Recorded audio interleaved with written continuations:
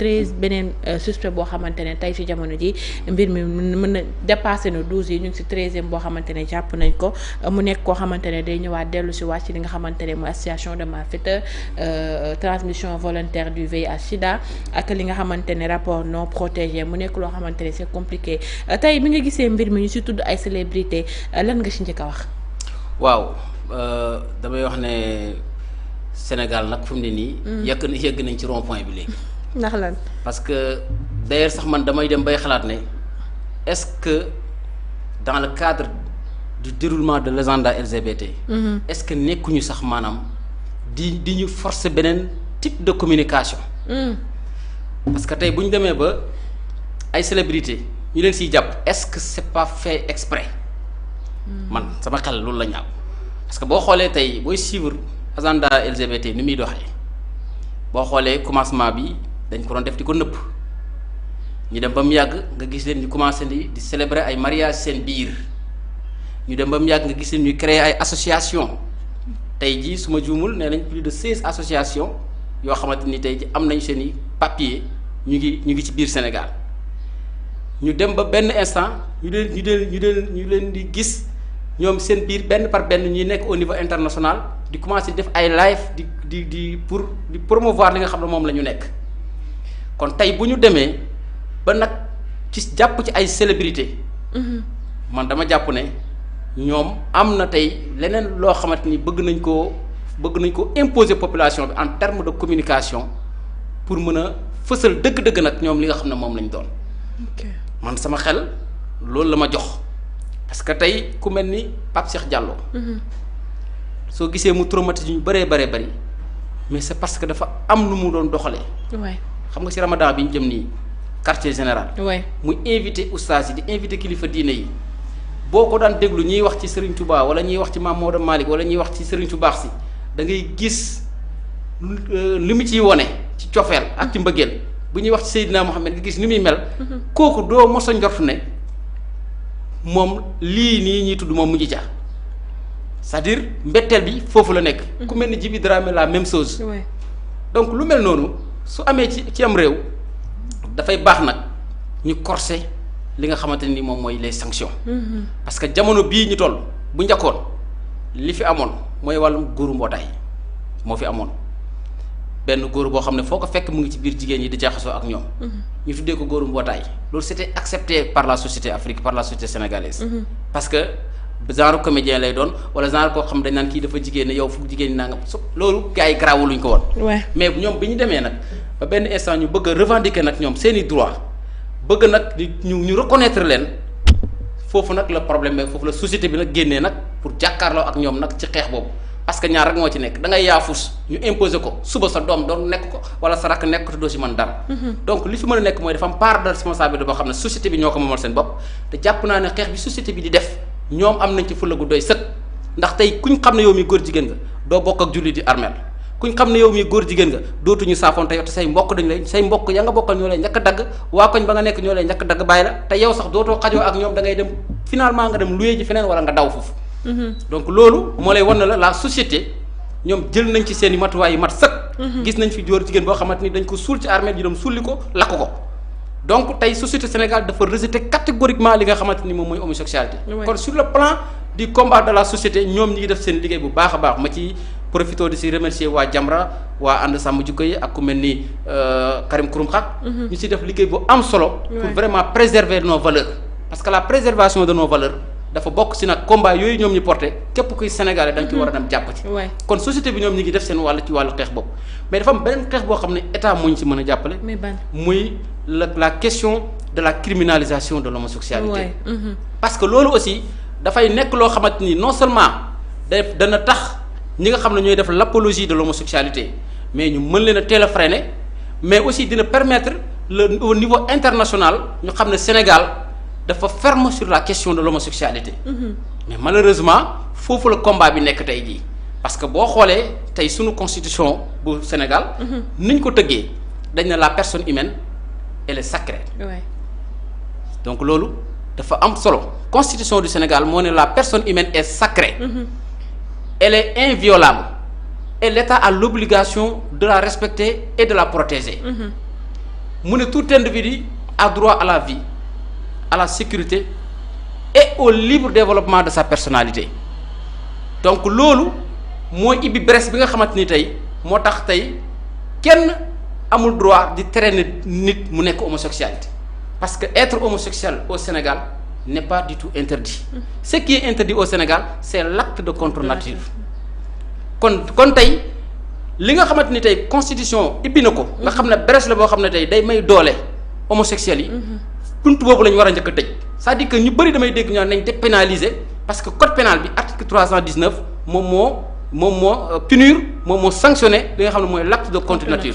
mais constitution bi la ñu war a njëkk a wax nañ ko changer article 7 la fa nekk parce que le mot libre développement de sa personnalité dafa nekk loo xamante ni tey képp koo xamante ni yaa ngi koy topp ci wàllum yow muy homosexuel nga.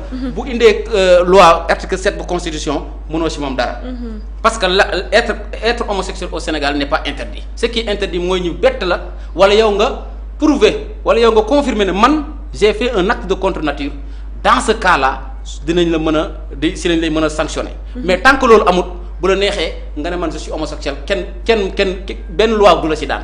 bu la neexee aussi nga ne je fais partie d'une association d'homosexuels kenn mënu ci yow dara mais dès lors que ñu xam ne def nga un acte de contre nature foofu la article bi di teg. loolu nag ñoom la ñu ne nañu ko durcir c'est-à-dire que jëlee ko délit yóbbu ko crime parce que article bi dafa leer. daf ne sera puni d'un emprisonnement d'1 an jusqu'à 5 ans.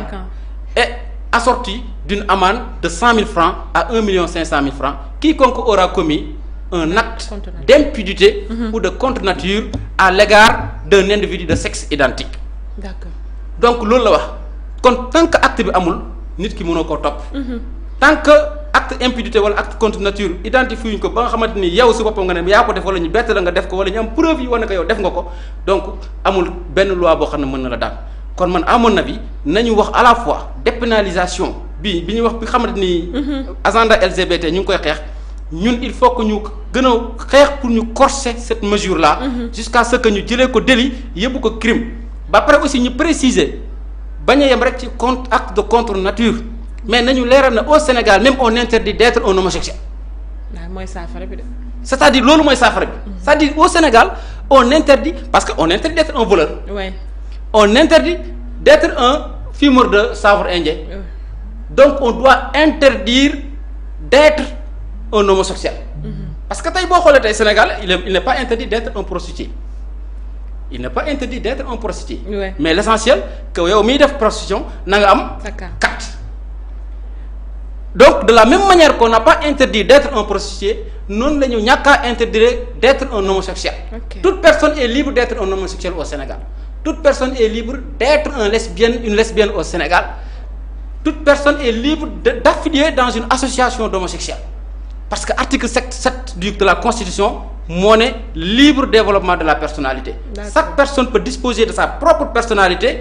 Choisir soit d'être un homosexuel soit d'être un lesbien. Mais li ñu tere mooy l'acte de contre nature. D'accord. kon sa boo xoolee ñaar yooyu dafa am contradiction parce que fii mënoo wax ne libre développement de sa personnalité ba pare wax contre nature parce que ki nga xamante ni tey jii moom choisir na nekk homosexuel mais mooy ki nga xam ne moo pare pour jaxasoo ak moromu góoram. Ouais. donc kooku di pare pour jaxasoo ak moromu góoram mais kooku boobu day def un acte de contre nature. D'accord. donc loolu foofu la xeex bi nekk ba tax na kon ñu ngi woo l'état du Sénégal rawatina régime bi nga xamante ni tey ñoom dañoo jëloon des engagements forts. Macky Sall mosul campagne ne bu yéegee tey dépénaliser l'homosexualité. Abdoulaye Wade mosu ko campagne pour une première ci président yi fi jot a jaar yépp régime bi ñoo mos a boole seen programme ne dès lors que ñu accède au pouvoir dañuy dépénaliser dañuy criminaliser li nga xam ne moom mooy homosexualité.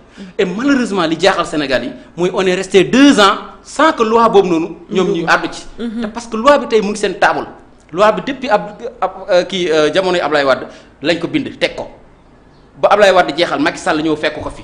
Macky Sall moom il a été très clair acte bi sanctionné nañ ko délit bi fa nekk na moom noonu laa koy bàyyi du ma ci yokk du ma ko wàññi. waaye nag tant que maa ngi fi du ma fi bàyyi mu ko homosexualité di fi am mais li ci doy waar mooy même bu fekkee ne homosexualité amu fi yow acte bi nga wax rek maanaam tant que maa ngi fi du ñu nangu kenn ko def acte de contre nature waaye yaa ngi daganal ba léegi doon am homosexuel ci réew mi looloo waraloon mu ne ñu ne ñoom seen culture yi accepté na ko xam nga Macky Sall discours am loolu la suñu culture accepté na nekk homosexualité. kii di Ousmane Sonko bi mu ñëwee def ne l'homosexualité est tolérée au Sénégal. Donc à la limite pourquoi suñu chef d'État yi du ñu am le courage. et la volonté xool li askan bi bëgg askan bi leen fal. li ñu bëgg ñu dox ci loolu. parce que tey boo xoolee tey ñoom dañuy xool toujours sur le plan diplomatique sur le plan des engagements internationaux ñuy sóoraale ne suñ ko defee lii moo leen ciy fekk. c'est parce que maanaam tey Sénégal ñun on est dépendant de l'extérieur suñ même dans nos décisions internes sax. on est dépendant de l'extérieur. c'est-à-dire que li ngay jël ci sa réew yaa ngi xool ban conséquence diplomatique la mën a am ci sa réew wala ban. conséquence sur le plan des engagements internationaux la loolu di am ba tax na ñoom tey déjà intérêt boobu noonu moom la ñuy jël teg ko ci intérêt population bi dëkk bi yëpp ñoo booloo jullit yi Sénégal yëpp ñoo booloo ne bëgguñu homosexualité chrétiens yi seen bopp seen diine dafa dàq homosexualité yàlla suñu borom ci boppam dafa alak ay nit ci wàllum homosexualité donc yow nga ñu fal la nga nekk jullit yow ci sa jëmm bopp xam ne lii baaxul te nangoo koo criminaliser quel est le problème kon dama jàpp ne réew mu ne. mënoon na ko bañ a homosexuel bañ a criminaliser ba mu des Sénégal parce que Sénégal cëslaay bi ko tëgg diine la. tey dëkk boo xam ne ñu ne la Serigne Touba foofu la nekk Mame Maodo Malick Sy foofu la nekk Seydina Limamou Laye foofu la nekk. ay wàllu yu yàlla yu mag a mag nekk ci mim réew nga fi mën a xool li nga xamante ni tey jii ñoo tàggat ñi nampatal ñu ci diine ñu xam li ci yàlla wax. ñu bëgg koo dàq ay nit yoo xamante ni Sénégal yi ñoo am ci ñoom confiance teg leen fi. te mënuñoo jël courage ak responsabilité criminaliser lu mel nii da ngay gis ne kon mbir mi vraiment. y a problème mais am na loo xam ne nag peuple bi ñoo ko war a xeexal seen bopp. moo tax xeex bi nga xamante ni ñi fi nekk association muy Jamra muy ñoom Abdou Karim Xurum Xax ak ñi nga xam ne mooy ànd sàmm jikko yi nañu leen dooleel ci combat bi ba nga xamante ne nii li ñu bëgg danañ ko am parce que homosexualité dañ ko war a criminaliser au Sénégal. bu ñëwee nag spécifiquement sur le cas de Pape Cheikh Diallo. ak Djiby Dramé ak 12e personne bi nga wax noonu. 13e personne xam nga tey jii ba léegi on est toujours dans les procédures. parce que tey ki Pape Cheikh Diallo li ñu koy toppee association de malfaiteurs blanchiment de capitaux. transmission volontaire du VIH/SIDA. donc boo xoolee ñoom le brigade de recherche. bu Kër Massar moom moo ibbi enquête bi. placé leen en garde à vue. garde à vue ku ne xam na 48 heures la. su jeexee da nga ko war a renouveler une fois su paree nga doog koo jébal le juge. nga doog ko jébal le procureur ñoom bi ñu leen defee garde à vue 48 heures dañ leen jébal ki nga xam ne moom mooy procureur. procureur chargé leen daal di koy jébal ki nga xam ne moom mooy le juge d'instruction. di juge d'instruction bi def délégation judiciaire jébbal ko ki nga xam ne nii delloowaat ko ki nga xam ne mooy brigade de recherche bu Kër Massar ñoom aussi ñoom ñoo nekk di toppaat mbir mi léegi nag ñoom le procureur de la République buy saisir le juge d'instruction da koy saisir par un réquisitoire introductif day wax ne diw sàngam mi kat laa bëgg nga toppal ma ko ibbil ma ay information judiciaire ci fee bi ak ci fee bi ak fee bi su ko defee moom mooy wàcc sur le terrain def perquisition xool loolee nga xamante ne nii chargé nañ leen ko moom mu mën a instruire ci loolu. à charge et à décharge. pour xool ndax da koy def ordonnancement de renvoi. pour ñu atte leen wala mu def non-lieu. léegi nag instant bii ci phase d'instruction lañ nekk parce que les étapes de la procédure judiciaire c'est l'enquête. la poursuite l'instruction et le jugement. enquête bi brigade de recherche def na ko ba pare jébbal na ko procureur c'est lui qui est habilité à poursuivre. te pour mu poursuivre il va donner le dossier. au juge d'instruction léegi juge d'instruction bi nag moom am na pouvoir yu ñu ko may pour mu déléguer ses compétences et ses pouvoirs à la brigade de recherche pour ñu defal ko liggéey boobu maanaam liggéey bi juge d'instruction joxoon comme ñoom ñoo ko commencé woon léegi jox na leen liggéey ne leen yéen comme yéen a ko commencé woon àggali leen ko voilà léegi nag comme ñooñu léegi ñu ngi koy àggali actuellement ñoom buñ demee ba gisaat leneen ci biir dañuy saisiraat juge d'instruction bi ne ko kat lii nga ñu waxoon ne nañ ci topp waaye ci biir topp bi gis nañ ci leneen parce que boo xoolee tey wàllum drogue bi gis nañ ko fa. def nañ ay perquisition wàcc nañ ci biir gis nañ drogue wala gis nañu peut-être yeneen ci biir. ñoom loolu dès lors que ñu gis ko dañuy saisir ki nga xamante ni moom mooy le juge d'instruction. juge d'instruction ba xam ne lii bokkul woon ci réquisitoire introductif. bi ko procureur joxoon da koy delloowaat procureur ne ko kat lii nga ma toppaloo woon mais ci biir topp bi gis naa leneen lu bees. su lu bees loolu noonu procureur ci lay sukkandiku pour defaat beneen réquisitoire ñu tuddee ko le réquisitoire supplétif. d'accord réquisitoire supplétif boobu nag mooy wane ne ci biir dossier bi gis nañ ci beneen nit boo xamante ni bokkul woon ci 12 personnes yi ngi ñu joxoon. gis nañ ci keneen koo xam ne feeñ na ci. su ko defee kooku dañ koy installer ci procédure bi. wala ñu ne gis nañ beneen fait boo xamante ni kii su boobaa loolu tamit dañ koy installer ci biir procédure bi. donc actuellement nii ñu ngi xaar kii di brigade de recherche de Kër Massar wóyal liggéey bi wóyal enquête yi su ko defee ñoom lañ ca jëlee jébal ko juge d'instruction moom mooy apprécier sur la base des charges yi nga xam ne moom la ko brigade de recherche jox. mu mën ko jébbal ki nga xamante ni moom mooy le procureur. d'accord ne ko nag charge yi ma gis laaj na ñu àtte leen ci wala mën a charge yi ma gis. amul c'est lenn loo xamante ni mën naa ci sukkandiku pour ñu àtte ko kon je préfère ma def ko non lieu. d'accord su boobaa nag ñu mën a xool na xam ne dossier bi mujj na dem non lieu. mais nag lu ci am solo pour ñu leeral ko pour Sénégalais yi xam ko mooy Pape Cheikh Diallo est-ce que dañ ko bett. mu poser un acte de contre nature. mais vidéo yi ñuy wax que ne dañ ko fekk ci téléphone très bien. téléphone Ibrahima Majib Seck bi aussi tamit loolu lan lay firndeel. lu muy firndeel mooy c'est des éléments de preuve. ok maanaam preuve bi wane ne acte de contre nature. am na ok c'est-à-dire que mënoo tëb a tëb rek ñu ne Pape Cheikh Diallo jiiñ nañ ko homosexualité rek déjà bu dee loolu kese la. la loi ne prévoit aucune sanction mais waxuñu moom ay vidéo ki nga xamante ne mooy 13e personne bi ñu jàpp lañ ne dañoo gis ay vidéo moom ak yeneen ay partenaires même aussi mu wax que ne Pape Cheikh mbaraanam la woon. waaw xam nga Pape Cheikh mbaraanam la woon. du acte Pape Cheikh mbaraanam la woon. loolu mënoo ko tuddee acte. d'accord parce que acte bi mooy il faut que nga indi vidéo bi prouvé ñu gis Pape Cheikh di def ak moom acte de contre nature. ok. wala muy defa moom acte d'impunité. wala nga fekkoon Pape Cheikh ñu am vidéo boo xamante dañ ko gis mu solo yëru jigéen di def yi ni jigéen di solo périwu puukaru di dox ci biir mbedd yi. loolu acte de contre nature la. wala ñoom ñu bett leen ñu ne dañuy célébrer mariage seen biir loolu acte de contre nature la. wala ñu fekk leen sax ñu bett leen nii carrément góor ak jigéen góor ak góor di sëy loolu aussi acte de contre nature la. léegi nag yow boo nee Pape Cheikh sama mbaraan la il faut que nga prouver li wan ne yéen ñaar ci biir mbaraan mi posé ngeen fa un acte de contre nature. c'est-à-dire loolu mooy c'est-à-dire que bu amee vidéo bu koy wane baax na wala bu fekkee ne loolu mu wax Pape Cheikh Diallo dëggal na ko ne man ak moom seq nañ ko su boobaa même ñi nga xamante ni aussi ñi ngi wax ne ñoom dañ leen a jox virus du sida bi ñooñu aussi su fekkee ne loolu c'est avéré vrai kon loolu preuve la.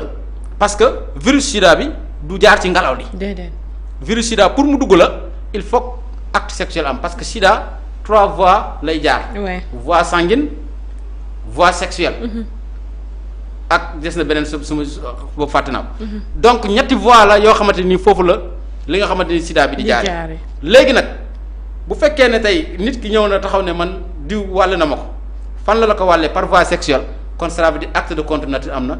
parce que ku góor moo jël sida bi wàll ko ku góor su boobaa nag loolu preuve la bi wane na acte de contre nature am na léegi nag lan moo ci indi blanchiment de capitaux bi lan moo ci indi association de malfaiteurs bi lan moo ci indi blanchiment d'argent bi loolu yëpp enquête bi moo ko mën a leeral léegi nag on attend de voir fan la mbaxane di mujjee ki gëtam mais de toute façon lii am nii tey dafa war a réveiller société bi ñu xam ne nag mbir maa ngi commencé jël ampleur parce que un célébrité fu mu am na ay fans te fans yi bu ñu demee ba gis naa lii comme Pape Cheikh Diallo moo koy def kon kay war je me permets de le faire parce que c'est des choses yoo xamante ni am na ñoo xam ne seen bopp yi dafa neex a yóbbu am na si ndeysaan ku ma dégg mu koy nettali seen procédure yi ñuy def pour di la dugal ci seen mafia bi. dafa garaaw parce que dañ lay ñëw xool na yow da nga nekk dans une situation de vulnérabilité économique. ñu jaay la alal di la tuuf alal ba dugal la ci benn confort boo xamante ne nii. da ngay dem ba chronique ci yow dootoo ba bëgg génn ci confort boobu noonu. foofu lañ lay fekk nag yow daal di lay embrasser nag dugal la ci métier mi nga xas nag virus bi xas la dugg nag nga yow tamit nga commencé di indi yeneen partenaire donc mbir mi dañ ko war a stopper transmission bi sur le plan acte kii homosexualité bi dañ ko war a stopper stop bi mooy lan mooy nañ corser les sanctions. criminaliser ko de façon drastique de façon ferme ba pare société bi aussi. gën a sévère ci li nga xamante ni moom mooy wàllum homosexualité. parce que mbir la moo xamante ni en aucun cas waruñ koo may benn prox ndoll bu mu jaaree. parce que Sénégal réewum jullit la. Sénégal xamuñu ko bokk suñu culture bokk suñu aada. kon duñ nangu ñi transmettre ay valeurs yoo xamante ni bokkul si li nga xamante ni ñoo ko doon dund. xam nga tey jii quand on a suivi Jean-Luc Mélenchon mu taxaw au niveau de l'Assemblée nationale. devant les étudiants. ne leen may au niveau de l'université Anta Diop. nga ne man maay le premier législateur boo xam ne man maa jël texte bu nga xam ne moom mooy autoriser mariage homosexuel dugal ko Assemblée nationale française et que bëgg na loi boobu noonu ñu yaatal ko ci réew yëpp. mais loolu noonu tey jii nit ku mën a taxaw jàkkaarloog tey Sénégalais yi wax leen ko rawatina nga taxaw temple du savoir wax leen lu mel noonu loolu yaakaar naa ne loolu rek waroon na tax tey peuple bi yëpp jóg pour nag jël ay mesures fermes ci lu mel noonu tey. gis nañ fa homosexuel boo xam ne wàcc na aéroport fii sol ay coquettam di doxi ay soxlaam mooy góor jigéen bi immeuble bi këpp woon ci kawam donc yooyu yëpp gis nañ ko fi. kon mbir mi de plus en plus yaa ngi sentir ne mu ngi commencé di am doole te réew yi mel ni réewu Sénégal pour loolu mën fi am doole lu yomb la parce que Sénégal dafa nekk réew moo xam ne la société est vulnérable et les jeunes dañoo maanaam lu jëm ci wàllum prestige ak lu jëm ci wàllum confort daf leen a ñor. tey koo fi proposé tey oto bu rafet wala nga proposé ko kër gu rafet wala nga jox ko carte bancaire boo xamante ni heure bu ko neexee dem dugg banque génne xaalis bu dul jeex nga dundaloo ko lu mosul dund kooku loo ko defloo mu def ko. donc kon tey vulnérabilité économique bu nekk ci sunu jeunes yi ci loolu la ñuy jouer profité pour jàll ko parce que xam nañ ne tey jii li jeunes yi bëgg mooy vie de luxe. donc vie de luxe boobu lañ leen ñëw jaayloo leen ko dugal leen ci mbir mi kon nag état bi moo war a mën a jël dimbala ay ndawam ba lu mel noonu. mën leen bañ leen a këf. parce que ñoom ñi ngi fi am nañ doole am nañu alal ba pare. lobbying bi nekk seen ginnaaw lu ñu laaj ci xaalis ñu tuuf leen ko nga fekk na koo xamante ne nii mosul rêvé am yenn vie de luxe yi nga ñëw offrir ko sur un plat kooku tey pour nga këf ko dugal ko ci métier mu lu yomb la.